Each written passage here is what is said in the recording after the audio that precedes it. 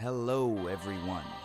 I am the Pokemon trainer known as Axel Rush, a proud member of DRS, or Dragon's Reign Supreme. I'm sure you're thinking my name is similar to that of Draco Rush. That is because we are brethren. All jokes aside, I'm here to display my adventures throughout Pokemon regions. I plan on showing you the pros and cons to the game, tips here and there, and an all-around walkthrough with a twist. A twist that will soon be revealed. With that being said, let us begin our journey.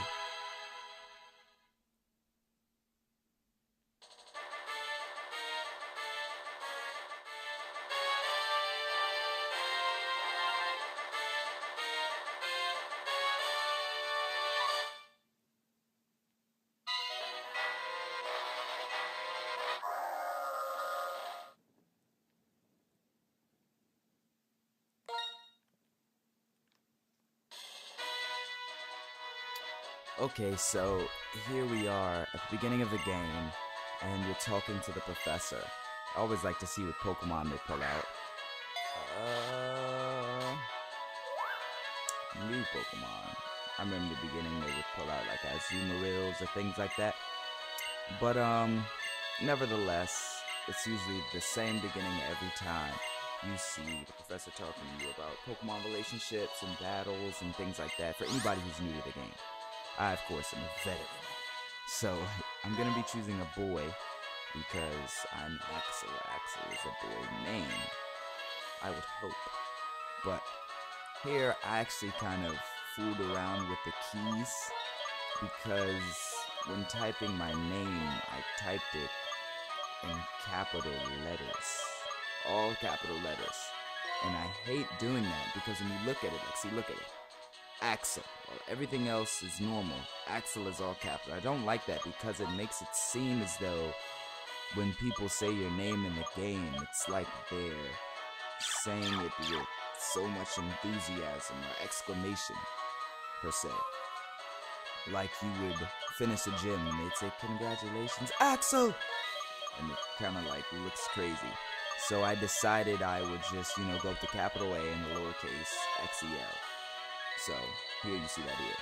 So, moving on, she goes on to talk about your rivals, I believe. I know that's how all the other ones go. I'm not sure if you get to name them in this game. I don't think you do.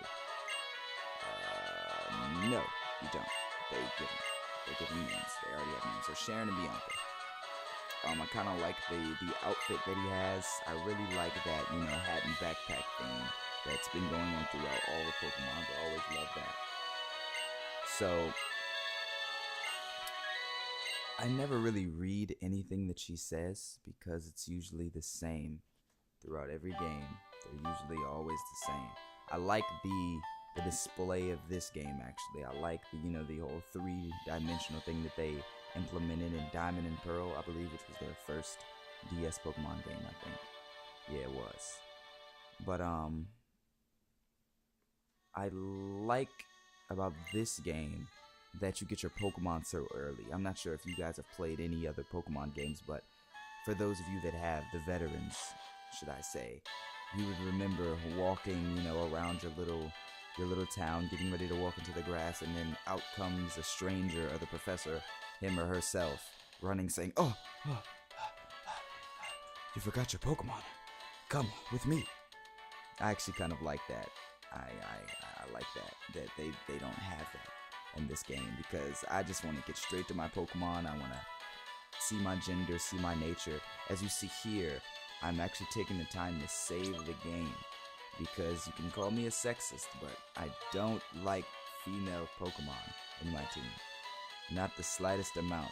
0 female Pokemon will enter my team. So those of you that are, picky about gender or nature, being brave, bold, or seeing stats or things like that, you might want to save before you pick your starter. So I also like to look at my starters before I pick one, even though I'm usually a water type.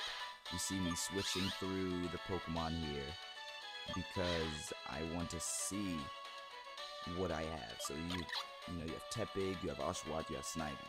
I was kind of, you know, distant, trying to figure out whether I want Tepig or Oshawott.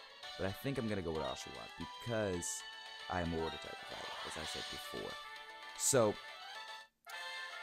I'm keeping my journey with Oshawott. I think I'm gonna keep that. I'm not really gonna worry about the nature. I don't think I'm gonna worry about that. Nah, because I am an awesome trainer. But the Pokemon franchise has always given you a battle right after you get your starter. Never really liked that. Because it's like, even though I want to battle with my Pokemon, I don't like the immediate battle. Like, there's no time. Like, as soon as you get your Pokemon, they start talking to you, trying to initiate a battle. I never really like that. I feel forced into a battle, and I don't like being forced. It's like those times in the other games where you would have to walk a certain way, but there was a trainer looking directly in that direction, and you didn't want to battle because your Pokemon life points are low. So it's like, oh no, I have to battle.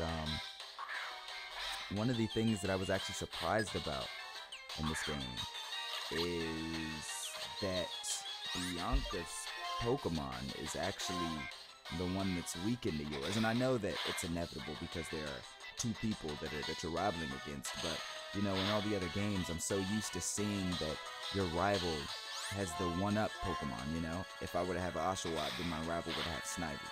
You know, I never really saw use of that third Pokemon. But of course, in this game, I see that they're implementing a new type of, you know, a new type of journey where you actually have two people going along with you. So I like that.